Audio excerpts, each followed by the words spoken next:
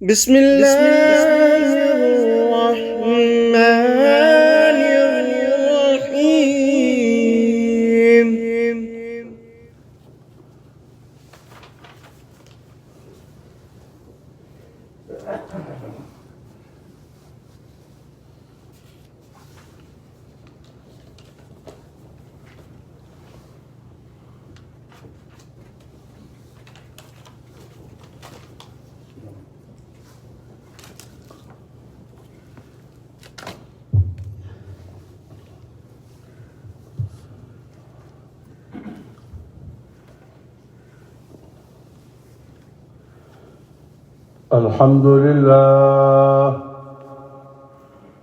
الحمد لله رب العالمين،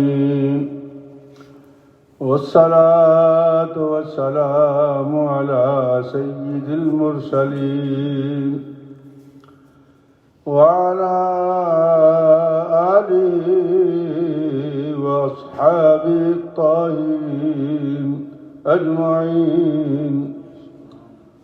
أما بعد، فأعوذ بالله من الشيطان الرجيم. بسم الله الرحمن الرحيم. وقضى ربك ألا تعبدوا إلا إياه وبالوالدين إحسانا.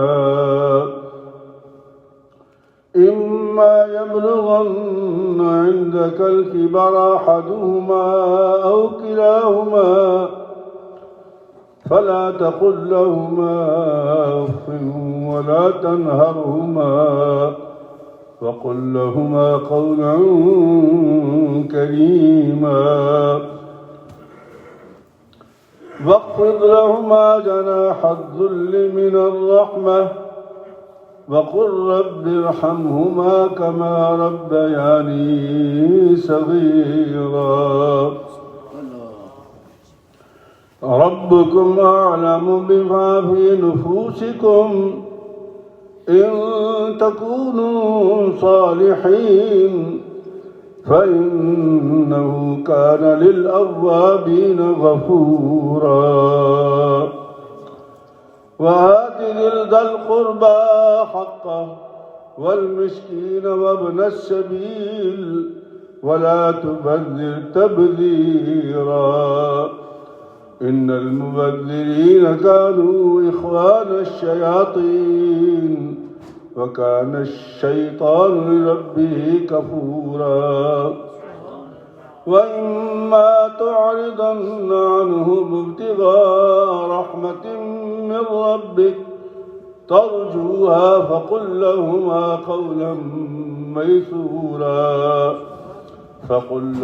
قولا ميسورا ولا تجعل يدك مغلولة إلى عنقك ولا تبسطها كل البسط فتقعد ملوما محسورا. إن ربك يبسط الرزق لمن يشاء ويقدر، إنه كان بعباده خبيرا بصيرا. صدق الله مولانا العظيم، وبلغنا رسوله النبي الكريم الأمين، ونحن على ذلك لمن الشاهدين والشاكرين، والحمد لله رب العالمين. قال الله تبارك وتعالى في شأن حبيبه مخبرا وآمرا: بسم الله الرحمن الرحيم. إن الله وملائكته يصلون على النبي يا أيها الذين آمنوا صلوا عليه وسلموا تسليما.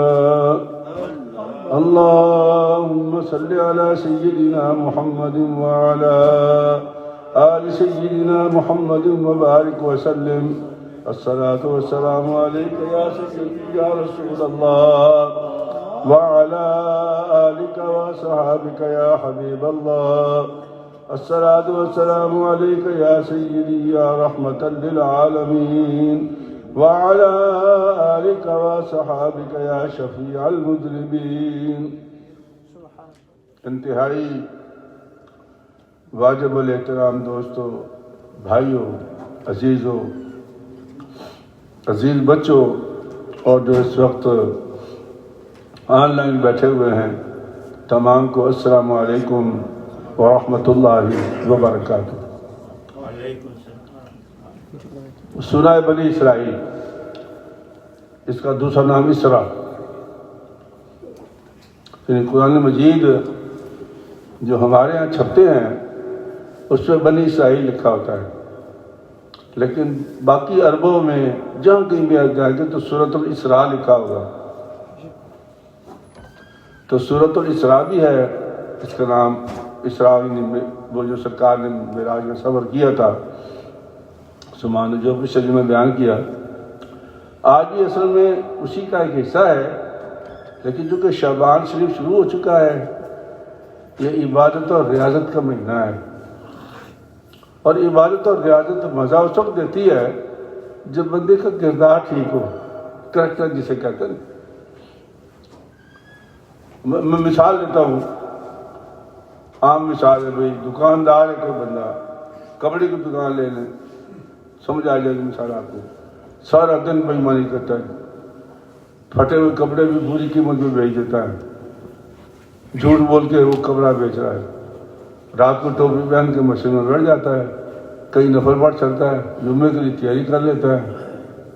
تو یہ جو کریکٹر ہے وہ عبادت کے ساتھ میل نہیں کھاتا۔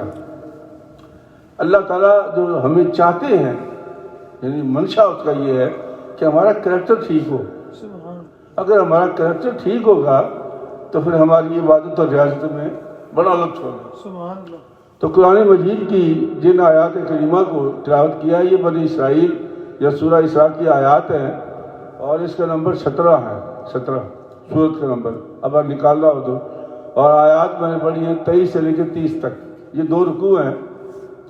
تو ایک کا ترجمہ آج کروں گا اور ایک کا ترجمہ اگلے جمعے اور کچھ شب برات کے بارے میں بیان کروں گا، لیکن یہ 2 رکوع بیان کرنے والے ہیں، یہ کریکٹر کے بارے میں ہے، عبادت کے بارے میں نہیں، کریکٹر کے بارے میں، کہ اس عبادت کو کرنے کے لیے ہمارا کردار کیسا ہونا چاہیے۔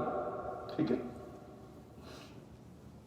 اللہ ارشاد فرماتا ہے وَقَضَىٰ رَبُّكَ أَلَّا تَعْبُدُوا إِلَّا إِيَّاهُ وَبِالْوَالِدَيْنِ إِحْسَانًا۔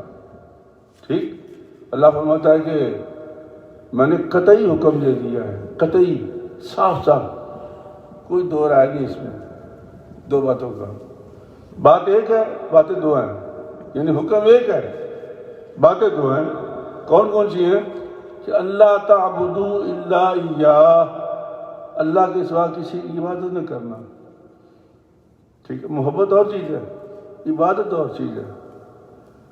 سجدہ اللہ کے سوا کسی کو جائز نہیں، عبادت کسی کی جائز نہیں، منت کسی کی جائز نہیں، صرف اللہ کی۔ یہ چھوٹی چھوٹی باتیں میں اکثر ایک بات لکھا کرتا ہوں، کہتا بھی ہوں کہ ہمارے پرانے زمانے میں، بچپن میں جو فقیر تھے وہ اتنے سیانے تھے کہ وہ آواز لگاتے تھے گلیوں میں، نظر اللہ نیاز حسین۔ کیا کہتے تھے؟ نظر اللہ، نظر کہتے ہیں منت کو، نظر اللہ نیاز حسین، یعنی منت اللہ کی اور نیاز اس کی مرضی کرو تم۔ تو منت اللہ کے سوا کسی کی نہیں مان سکتے آپ۔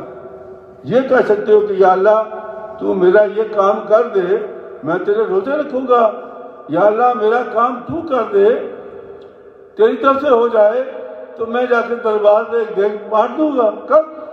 تمہیں کون منع کرتا ہے؟ لیکن منت اللہ کی ماننی ہے، دیکھ کے نہیں ماننی، اللہ کی ماننی، کہ اللہ تیری طرف سے میرا اگر کام ہو جائے تو میں خوشی میں کسی غریب کو کپڑے دے دوں گا، وغیرہ وغیرہ۔ تو میں یہ کہہ رہا تھا کہ کریکٹر کیا ہے کہ بے ایمانی، مولوی صاحب ہوں، مثال ایک مثال لے لیں، اب مولوی صاحب ہیں، ہر وقت میرا اگر کام یہ ہو کہ میں لوگوں کی جیبوں سے پیسے کے ساتھ نکلوانے ہیں، اور میں اللہ رسول کا حکم بھی بیان کر رہا ہوں، تو بتاؤ میرا کریکٹر کیا ہے اور میری تعلیم کیا ہے؟ تو میرا کریکٹر، میرا کردار میری عبادت کے ساتھ لگا نہیں کھاتا۔ اگر عبادت کرنی ہے تو کردار کو سنبھالنا ہے، اور کردار میں سب سے پہلے جو بات اللہ نے کی وہ ہے شرک کی، شرک نہیں کرنا، اللہ کے سوا کسی کی بات نہیں کرنا۔ اور پھر فرمایا وَبِالْوَالِدَيْنِ إِحْسَانًا، اور ماں باپ کے ساتھ احسان کر۔ ٹھیک ہے، یہ ایک حکم ہے، باتیں دو ہیں، قطعی حکم دے دیا اللہ نے، یعنی ماں باپ کے ساتھ احسان کر، یہ حکم ربی ہے، حکم، مشورہ نہیں اللہ کا۔ اور اگر ہم یہ حکم مان لیں، مثال دے رہا ہوں، تو یہ جو ہمارے مسلمانوں کے اندر، یہاں تو خیر گھروں میں تو ہے ہی ہے، مسلمانوں کے اندر جو اولڈ ایج ہاؤسز بن رہے ہیں اس کی گنجائش نہیں، آگے اللہ نے تفصیل بیان کی اس کی کہ کیوں نہیں ہے۔ اس کا مطلب یہ ہے کہ اگر ہم اللہ کے اس حکم کو مان لیں،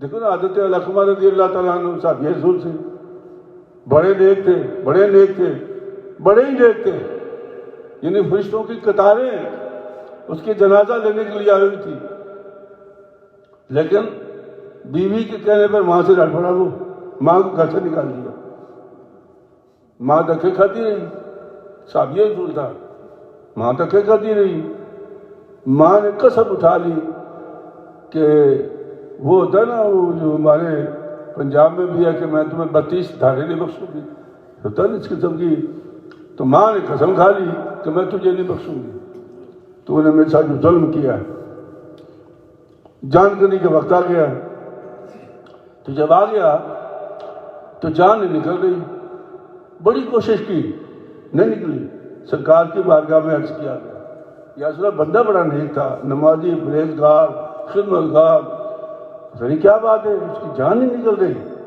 سرکار کے والوں نے فرمایا اچھا پتہ کرتا ہوں، تشریف لائے، تو آپ نے پوچھا ہاں بھائی کیا بات تھی، مجھے پوری بات بتاؤ۔ کہا جی اور تو ساری باتیں اس کی ٹھیک ہیں، لیکن اس کی ماں اس کے گھر میں نہیں ہے، ماں کو نکال دیا اس نے بیوی کے کہنے پر، بیوی تو کہتی رہتی ہیں، وہ تو آپ نے سوچنا نا، ماں تو آپ کی ہے، بیوی کو کیوں بدنام کرتے ہو بھائی؟ سوچنے والی بات ہے نا، بیوی کہتی ہے کہنے دو، ماں تو تمہاری ہے، حساب تو تم سے ہوگا، بیوی سے نہیں ہوگا، بہانا ہے یہ۔ بیوی تو کہتی ہیں یہ بڈھا رات کو کھانستا رہتا ہے، یہ تنگ کرتا رہتا ہے، اس کو اولڈ ایج میں ڈال کے آؤ، وہ تو کہہ گی، تو کیوں سے تکلیف پہنچتی ہے، ڈیوٹی تمہاری ہے اس کی نہیں ہے، اس کو کہنے دو۔ تو سرکار تو آدمی نے ماں کو بلایا، فرمایا کہ کیا تو اپنے بیٹے کو معاف کرنے کے لیے تیار ہے؟ اس کو یا رسول اللہ جتنے سے تکلیف پہنچائی نا میں معاف نہیں کر سکتی۔ فرمایا کوئی صورت؟ کہا جی کوئی صورت ہے ہی نہیں۔ سرکار نے فرمایا کہ اچھا پھر ایسا کرتے ہیں تو جان تو اس کی اٹکی ہوئی ہے، جانا تو ایسے نہیں، تو پھر میں لکڑیاں منگاتا ہوں، اس کے گرد رکھ کے آگ لگا دیتا ہوں، جلا دیتا ہوں اس کو، تاکہ اس کی جان تو آسان ہو جائے۔ تو جب سرکار دو عالم نے لکڑیاں جلانے کا حکم دیا تو پھر ماں بےتاب ہو گئی، یا رسول اللہ میں معاف کرتی ہوں لیکن تکلیف بڑی پہنچی۔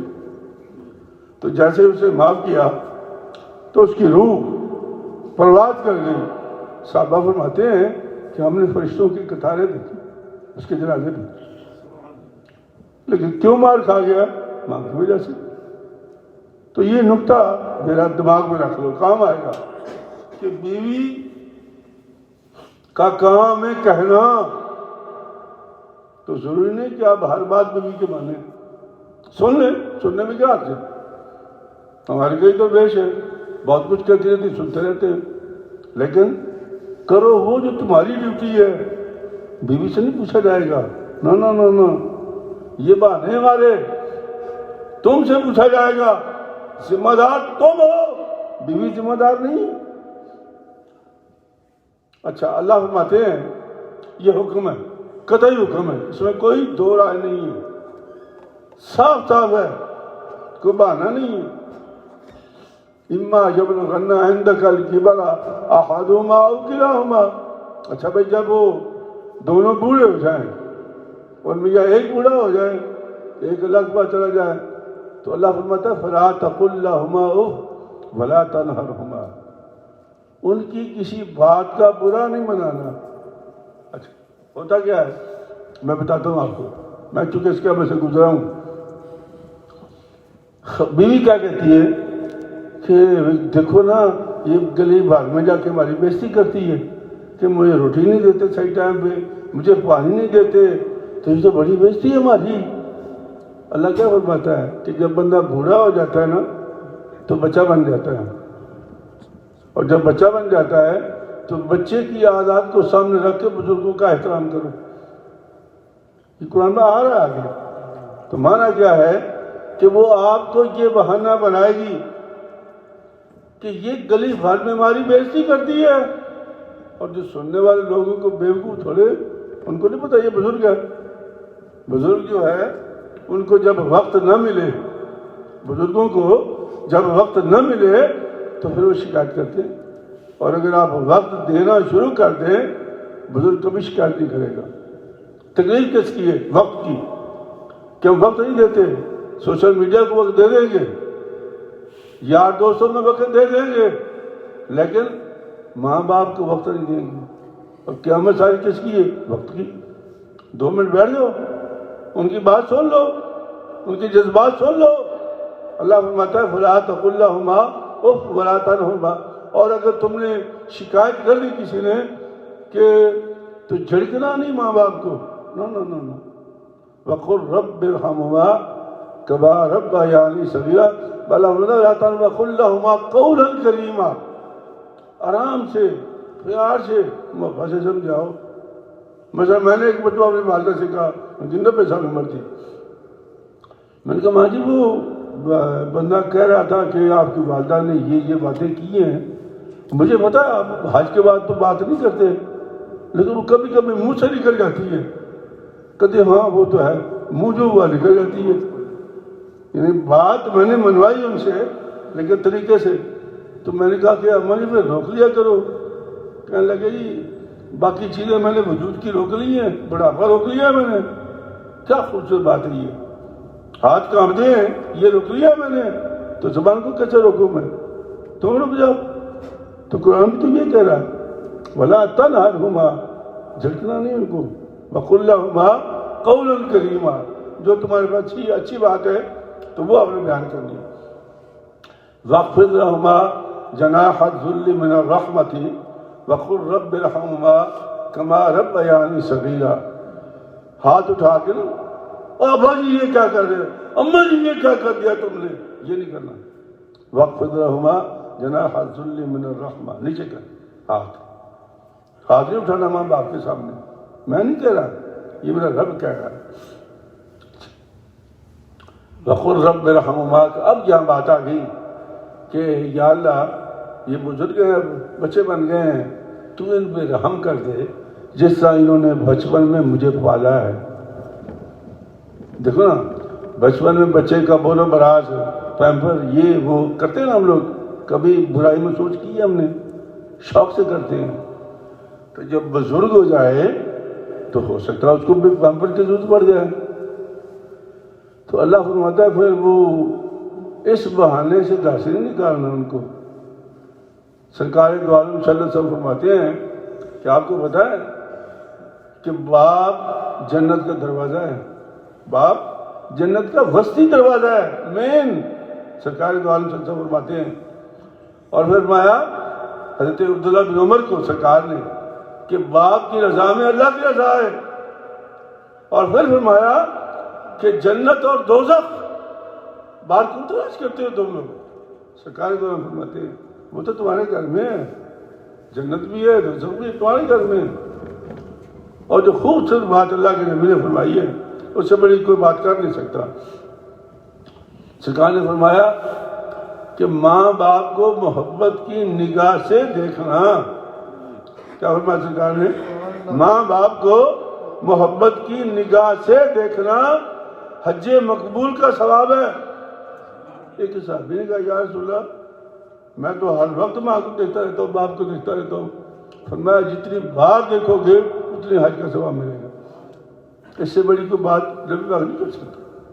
پھر فرمایا ربکم اعلم بما فی نفوسکم، اللہ جانتا ہے کہ تمہارے دل کے اندر کیا ہے۔ یعنی ہو سکتا ہے بعض دفعہ کڑوی دوائی پلا دی تم نے ماں باپ کو اور وہ غصے سے بول رہے ہیں، تمہارا قصور نہیں ہے، وہ جو بول رہے ہیں وہ ان کے بڑھاپے کی وجہ سے ہے، لیکن تمہارا دل اگر اندر سے ٹھیک ہے، تمہارے اندر نفرت نہیں ہے، تو پھر کوئی بات نہیں، چونکہ اللہ جانتا ہے ان تکونوا صالحین فإنہ کان للأوابین غفورا، اگر تم صالحین میں سے ہو، تمہاری نیت نیک ہے، تو اللہ تعالیٰ تو بڑا بخشنے والا ہے، مہربان ہے وہ۔ یہ اللہ جانتا ہے کہ کس نیت سے تم ماں باپ کو ٹریٹ کر رہے ہو۔ اور سرکار نے فرمایا کہ یہ جو ماں باپ ہوتے ہیں نا، یہ کی ہوتے ہیں، مین چیز ہوتی ہے۔ لوگوں کی مثالیں کیوں دیتا ہوں، میں اپنی دیتا ہوں۔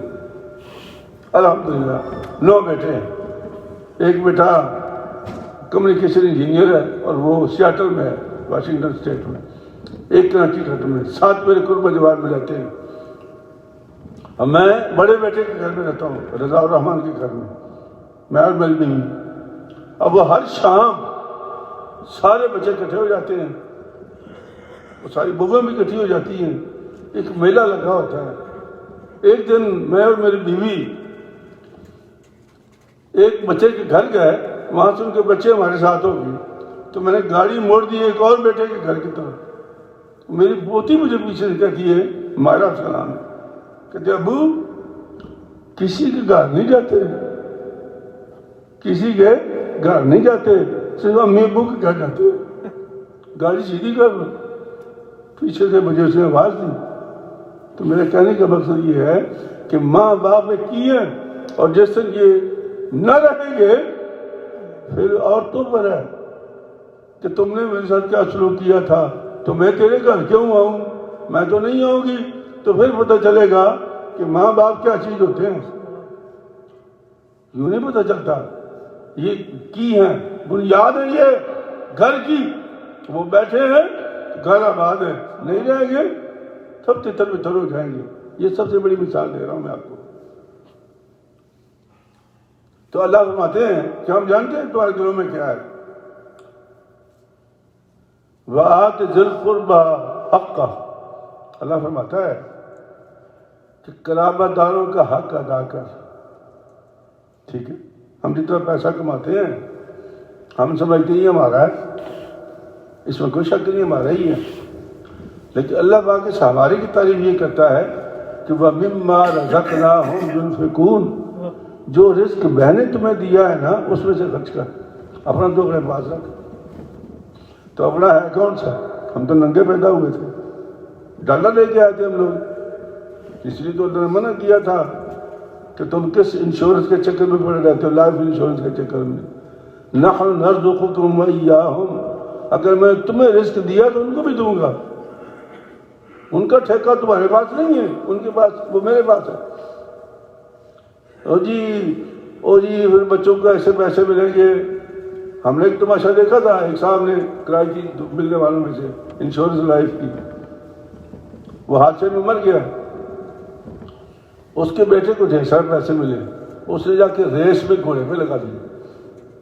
اب ذرا سوچو، ساری زندگی پریمیم تو تم دیتے رہے، پیسے تمہارے تھے، اور کہاں چلے گئے؟ ریس پر جوئے میں۔ تو حساب کون دے گا؟ وہ بچہ تو نہیں دے گا، نہ تم دو گے۔ سوچو ذرا ان باتوں کو، یہ اللہ نے قرآن میں بیان کی ہوئی ہے۔ ہماری لائف انشورنس اللہ کے پاس ہے، ہمارے پاس نہیں ہے، یہ خام خیالی ہے۔ آپ کیا سمجھتے ہو کہ ہم جو پیسہ چھوڑ جائیں گے ان کے پیچھے، ایک تو جائز وارث ہے نا بندہ، کوئی مکان ہے، کوئی جائیداد ہے، اس میں وہ گڑبڑ کرتے بھی نہیں ہیں نا۔ وہ گڑبڑ کب کرتے ہیں؟ جب ان کو ایزی منی ملتی ہے، ایزی منی ہمیں بھی مل جائے تو ہم بھی گڑبڑ کرتے ہیں۔ تو ایزی منی بندے کو نقصان پہنچاتی ہے۔ ساری زندگی مارا ماری ہم نے کی، بچوں نے عیاشی کی، اور حساب کتاب کون دے گا؟ ہم نے۔ تو تو اللہ فرماتا ہے وآت ذی القربى حقہ، وآت ذی القربى، تمہارے مال میں نے تمہارے قرابت داروں کا حق لکھا، تمہارے مامے کا، تمہارے چچا کا، تمہاری ماسی کا، تمہاری پھوپھی کا، یہ قریبی رشتہ دار ہیں، ان کا حق رکھا ہے۔ کیا ہم بہنیں ہیں، بھائی ہیں، کیا ہم یہ حق ادا کرتے ہیں؟ کیا ہم نے کبھی جب بھی بجٹ اپنا بناتے ہیں گھر کا، کبھی سوچا ہے کہ میں نے ماسی کو کتنے پیسے بھیجنے ہیں، پھوپھی کو کتنے بھیجنے ہیں، بہن کو کتنے بھیجنے ہیں؟ کبھی بنایا بجٹ ہم نے؟ اللہ تو کہتا ہے کہ اگر نہیں دو گے تو میں حق نکال لوں گا اس میں سے، وہ کسی اور کو دے دوں گا۔ وآت ذی القربى حقہ، سرکار دو عالم صلی فرماتے ہیں کہ اگر کوئی بندہ یہ چاہتا ہے کہ میری عمر میں اور رزق میں برکت ہو تو فرمایا وہ عزیز و اقربا کی خدمت شروع کر دے، سبحان اللہ، بغیر سوچے۔ ویسے تو آج کل کا زمانہ جو ہے نا، ہم سنتے رہتے ہیں، کہتے کیسا بیوقوف بنایا میں نے، رشتے دار پیسے لیتے ہیں نا غریب، تو وہ کیا کہتے ہیں کیسا بیوقوف بنایا۔ مجھے کسی نے بتایا کہ وہ یہ بندہ یہ کہہ رہا تھا کہ کیسا میں نے مفتی صاحب کو بیوقوف بنایا۔ میں نے کوئی بات نہیں، اس نے بے وقوف بنایا ہے، میں نے اللہ کے قرآن کا حق ادا کیا ہے، اس کی نیت اس کے ساتھ ہے، میری میرے ساتھ ہے، اللہ کا فیصلہ ہے، تو میں کیوں غصہ کروں اس بات پر؟ تو فرمایا والمسکین، مسکین وہ نہیں ہوتا جو مانگنے والا ہوتا ہے، نہ، مسکین وہ ہوتا ہے جو ہمارے قرب و جوار میں ہو، عزیز و کرام میں ہو، دوستوں میں ہو اور کمزور ہو، اور ہمیں پتہ بھی ہے اور ہم چشم پوشی کر رہے ہیں اس سے، وہ مسکین ہے۔ مسکین مانگنے والے نہیں ہوتے، مانگنے والوں کی جیبوں میں تو کروڑوں لاکھوں روپے نکلتے ہیں بھائی۔ مرتا کون ہے؟ اللہ کے پاس محمد صلی اللہ علیہ وسلم نے جب یہ سوال اللہ کی بارگاہ میں کیا تھا تو قرآن اترا تھا، تو جواب آیا تھا کہ تعرفهم بسیماہم لا يسألون الناس الحافا، کہ ایسا ضرورت مند مسکین جب تو اس کے چہرے پر غور کرے گا تو تمہیں حاجت مند نظر آئے گا، مانگے گا سوال نہیں کرے گا۔ کیوں؟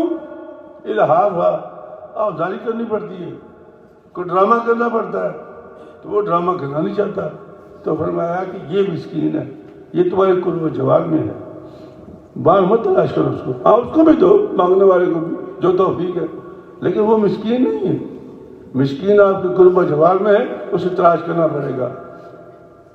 وابن السبیل، مسافر، ٹھیک ہے، اب تو خیر زمانہ بدل گیا نا، تمہارے پاس کریڈٹ کارڈ ہوتے ہیں، ایک زمانہ تھا یہ کریڈٹ کارڈ نہیں ہوتے تھے، بلکہ فقہا نے یہ کہا کہ سونے کی انگوٹھی اگر ہو تو سفر میں پہن کے جایا کرو۔ کیوں؟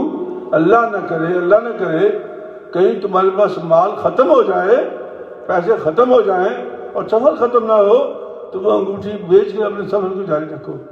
سفر میں پرانے زمانے کی بات ہے، اب تو خیر سب پلاسٹک بنی ہے، بلکہ ایک اور بنی ہوئی، روز مجھے سوال کرتے ہیں، یہ بھول جاتا ہوں، بیٹ کوائن کے بارے میں کیا حکم ہے جی؟ میں نے کہا وہ کیا ہوتی ہے؟ میں کہا مولوی صاحب کو پتہ ہی نہیں بیٹ کوائن کیا، وہ مسئلہ کیا بتائے گا بھیا آپ کو؟ فراڈ ہے، بیٹ کوائن کیا ہے بھائی؟ فراڈ ہے۔ اللہ کے نبی نے فرمایا لین دین کرنا ہو تو چیز سامنے ہونی چاہیے،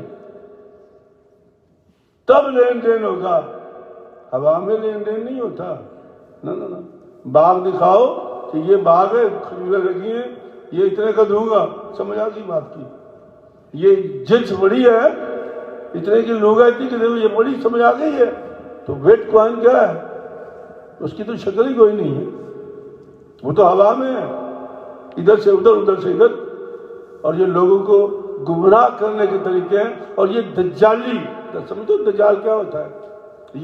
یہ دجالی آغاز ہے، نقطہ، کہ دجال کیا کرے گا کہ اپنی اکانومی کو اپنے ہاتھ میں کرے گا بہانے سے، اور تم ایزیلی اس کے پیچھے چلتے جاؤ گے۔ سب سے پہلے اس کا کام یہ ہے کہ وہ تمہاری اکانومی کو کنٹرول کرے گا، دجال۔ ہم نے تو یہ کہا کہ جان چرانی کہ یہودی نہیں ہے، وہ یہودیوں کا بھی باپ ہے، اور یہ کر رہے ہیں. یہ کرونا کیا ہے؟ کبھی سوچا ہے آپ نے؟ جن ملکوں میں یہ نہیں تھی یہ بیماری، وہ جو ٹیکے ہوتے ہیں نا بخار والے، ان سے کام چلاتے رہے. غریب ملکوں میں کیوں نہیں مصیبت آئی ہے؟ یہ ہمیں کیوں مصیبت آ گئی ہے؟ یہ دیکھو یہ کنٹرول کرنے کے طریقے ہیں. اور یہ جو دجال کی کاروائیاں ہیں، دجال اپنا کام کر رہا ہے اور ہم درویش لوگ ہیں، بس اپنا کام چھوڑ کے بیٹھ گئے ہیں. ہم لوگ ہمارا کام کیا تھا؟ اپنے کریکٹر کو سیدھا کرنا. سرکار نے فرمایا کہ جب دجال حاوی ہو جائے گا تو پھر مسلمان کی شان یہ ہے کہ وہ بھاگ کے اپنی جان بچا لے، کسی غار میں چلا جائے. اور یہ سورۃ جو کاف اتری ہے نا، سرکار نے فرمایا کہ یہ دجال کے لیے مانا گیا ہے کہ جب مصیبت آئی تھی ان بندوں پر تو وہ غار میں چلے گئے تھے. تو مسلمان بھی غار میں جانا پڑے گا جب یہ دجال پوری قوت سے آپ کو کنٹرول کرے گا، اور کر رہا ہے. اور کون کون سے لیڈر، کون کون سے بادشاہ اس کے چکر میں، ان کے نشان بھی ہیں. کوئی ایسا نشان بناتے ہیں کہ کیا بناتے ہیں؟ ہاں جی، یہ نشان بناتے ہیں. یہ باقاعدہ غور کرنا کبھی. یہ دجالی قوتیں پورا کام کر رہی ہیں اور ہم لوگ اپنا قرآن چھوڑ کے بیٹھے ہوئے ہیں. رسموں پہ ہم نے دین کو قائم کر دیا ہے. رسم فلانا دن منانے منع نہیں ہے یار، منایا کرو، لیکن اللہ کا قرآن تو سناؤ لوگوں کو. لوگوں کو قرآن آتا نہیں ہے. اس میں لکھا گیا ہے. کتنے مسلمان ہیں جو قرآن پڑھ کے ترجمہ کر سکتے ہیں کہ قرآن کے اندر لکھا گیا ہے؟ پتہ ہی نہیں ہمیں. تو یہ بولو، یہ بچائے گا ہمیں. تو فرمایا مسافر ولا تبذر تبذیرا، اور اپنی دولت کو بے جا مت اڑا. ولا تبذر تبذیرا، اہم شوق میں، مشہوری میں. کیا ملے گا مشہوری میں؟ کئی لوگوں کو شوق ہوتا ہے نا، میں دیکھتا رہتا ہوں، بڑی جگہ پہ نوکری کر کے آیا میں بھی، مجھے کوئی شوق نہیں ہوتا تھا. وہ جان بوجھ کے سلفیاں بناتے ہیں لوگوں کے ساتھ تاکہ بتا سکیں. حالانکہ وہ بائی دفعہ کسی مسجد سے کوئی بندہ اللہ کا آ گیا تو وہ اس کی اپنی ریپوٹیشن ہے اور ہم سیلفیاں بناتے ہیں، خوش ہوتے ہیں، دیکھو میری فوٹو اس کے ساتھ ہے. یہ جو اس کو کہتے ہیں ولا تبذر تبذیرا. اور پھر وہ مال اڑاتے بے جا. اللہ فرماتا ہے کہ ان المبذرین کانوا اخوان الشیاطین. اور یہ جو مال بے جا خرچ کرتے ہیں نا، اڑاتے مال بے جا بغیر کسی وجہ کے، فرمایا یہ شیطان کے ساتھی ہیں. وَكَانَ الشَّيْطَانُ لِرَبِّهِ كَفُورًا. اور سب سے بڑا ناشکرا شیطان ہے. غور کر لیں ذرا، سب سے بڑا ناشکرا شیطان ہے. اللہ اکبر. وَإِمَّا تُعْرِضَنَّ عَنْهُمُ ابْتِغَاءَ رَحْمَةٍ مِّن رَّبِّكَ تَرْجُوهَا فَقُل لَّهُمْ قَوْلًا مَّيْسُورًا. اگر تم اپنی تنگ دستی کے باعث ان مستحقین سے گریز کرنا چاہتے ہو تو اپنے رب کی جانب سے رحمت خوشحالی کے انتظار میں جس کی تم توقع رکھتے ہو تو ان سے نرمی میں بات کیا کیا کرو. کوئی بندہ آ گیا آپ کو مانگنے کے لیے، عزیز ہے، قریبی دوست ہے، ساتھی ہے، آپ کے پاس حالت ٹھیک نہیں ہے لیکن پیسے آنے والے ہیں، انتظار میں ہو کہ آنے والا ہے دوں گا، لیکن اس وقت نہیں دے سکتے. آپ صورتحال کیا ہے؟ اللہ فرماتا ہے کہ یہ مت کرو یار، کدے جان چھڑ دیا کر، کبھی تو مجھے اکیلا چھوڑ دیا کرو، دے دوں گا. اللہ فرماتا ہے نا، آ گیا نا، مانگ لیا اس نے تو اس کو بھائی میں تیرے لیے دعا کرتا ہوں. اللہ نے جو طریقہ بتایا، میں تیرے لیے دعا کرتا ہوں، تو میرے لیے دعا کر. میرے پیسے آنے والے ہیں، جیسے پیسے آئیں گے میں تجھے دے دوں گا. اللہ خاص کر کیا طریقہ اللہ تعالیٰ قرآن مجید میں بتا رہا ہے. اور یہ کہنا او یار جان چھوڑ دو یار دے دوں گا، یہ بھی دینا ہی ہے، لیکن یہ طریقہ اللہ فرماتا ٹھیک نہیں. سرکار دو عالم سلسم بیٹھے ہوئے تھے، ایک بچہ ہے، کہتا ہے یا رسول اللہ میری امی نے کہا ہے کہ کچھ چیزیں ہمیں عطا کر دو، ہمارے پاس آج کچھ بھی نہیں ہے، کچھ بھی نہیں ہے، کپڑے تک نہیں ہے ہمارے پاس. سرکار نے فرمایا اچھا میں اللہ سے دعا کرتا ہوں، جیسے اللہ پاک کی طرف سے کوئی آسانی ہوتی ہے میں تمہیں دے دوں گا. بچہ چلا گیا واپس. جب چلا گیا واپس تو تھوڑی دیر بعد پھر آ گیا. یا رسول اللہ وہ میری ماں کہہ رہی تھی ایک کرتا ہی دے دو. سبحان اللہ. سکھانے کو میں تو اچھا چل ہو گیا, کرتا تھا ہی کوئی نہیں, تو آپ نے اپنا کرتا اتار کے دے دیا اس کو, سبحان اللہ. اپنا کرتا اتار کے دے دیا اور بغیر کرتے کے اندر تشریف لے گئے. نماز کا وقت ہو گیا, صحابہ انتظار کر رہے ہیں کہ سرکار آئے نہیں. یقین کریں اللہ اکبر. کبھی کبھی یہ باتیں پڑھتے ہیں تو حیرت ہوتی ہے. ہماری ہینگرز میں اتنے کپڑے ہوتے ہیں لائن وار, اور پھر بھی ہمیں سمجھ نہیں آتی پہننے کون سے ہوں. اور ہماری خواتین تو اسے بھی آگے ہیں, ان کی تو ہر دراز بھری ہوتی ہے, ہر کلوزٹ بھرا ہوتا ہے, ہر ہینگر میں کپڑا ہوتا ہے. پھر بھی کہیں گے آپ کو چو صاحب, حاجی صاحب, مفتی صاحب, وہ میرے پاس تو کپڑا ہی کوئی نہیں ڈھنگ کا پہننے کا. اور یہاں کیا ہے, ایک کرتا سرکار نے دے دیا اس کو, اندر بیٹھے ہیں, نماز کا وقت ہو گیا, سرکار باہر نہیں نکلی. صحابہ کرام کو فکر ہو گئی, پتہ کرایا بے وجہ کیا ہے, پتہ یہ چلا سرکار کے بس کرتا ہی نہیں ہے, وہ ننگے بیٹھے ہوئے ہیں. یہ حالت تھی اس دور کی, لیکن دینے والے بھی کمال کے تھے اور لینے والے بھی کمال کے. اصل میں ایک اور چیز بھی ہوتی تھی کہ یہ کرتا جو ہوتا ہے نا, یہ کرتا بڑی چیز ہے. ایک سائنسدان نے حضرت یوسف علیہ السلام کے کرتے سے, وہ جو حضرت یعقوب علیہ السلام کو کرتا بھیجا تھا یوسف علیہ السلام نے, قرآن مجید میں لکھا ہوا ہے کہ میرا کرتا لے جاؤ اور میرے باپ کی آنکھوں میں لگا دینا, میرے باپ کی آنکھیں ٹھیک ہو جائیں گی. تو کرتا اتار کے دیا تھا انہوں نے, تو حضرت یعقوب علیہ السلام نے آنکھوں پہ لگایا تو آنکھیں ٹھیک ہو گئی. مسلمان سائنسدان ہے, غالباً ہالینڈ کا, یہ کہاں کا ہے, وہ آنکھ کا اسپیشلسٹ ہے. اس نے کہا کہ یار یہ کیا وجہ ہو سکتی ہے کہ کرتا آنکھیں ٹھیک ہو گئیں تو یقیناً اس کے اندر پسینہ ہوگا یوسف علیہ السلام کا, اور اس پسینے کی وجہ سے آنکھوں کی بینائی ٹھیک ہو گئی. اس نے تحقیق شروع کر دی اور حال ہی میں وہ کامیاب ہو گیا ہے. اس نے جو آنکھوں کی دوائی بنائی ہے وہ یورپ نے خرید لی اس سے. مسلمان ڈاکٹر ہے, مسلمان سائنسدان ہے. تو کرتے میں بڑی جان ہے. اور یوسف علیہ السلام کا کرتا وجاؤ بے قمیصی علی وجہ ابی یاتی بصیرا, لے جانے والے یہ میرا کرتا لے جاؤ, میری ماں کی آنکھوں میں ڈال دینا, میرے باپ کی آنکھیں ٹھیک ہو جائیں گی. یہ قرآن مجید میں لکھا ہوا. تو میرے بھائی کرتے کی بڑی شان ہوتی ہے. خیر یہ آیات ابھی چل رہی ہیں, یہ ختم کر دی میں نے, چونکہ یہ 2 رکوع ہیں. کریکٹر ہے ہمارا, ہم نے کھانا کس طرح ہے, ہم نے پینا کس طرح ہے, ہمیں پہننا کس طرح ہے, لینا کس کو ہے, دینا کس کو, ماں باپ کیا سلوک کیا ہے, شرک کیا کر, مطلب یہ ساری باتیں اللہ قرآن میں بیان کر رہا ہے. یہ کریکٹر ہے. تو سب سے پہلے ہمیں کرنا کیا ہے, اپنا کریکٹر بیٹھ کرنا ہے.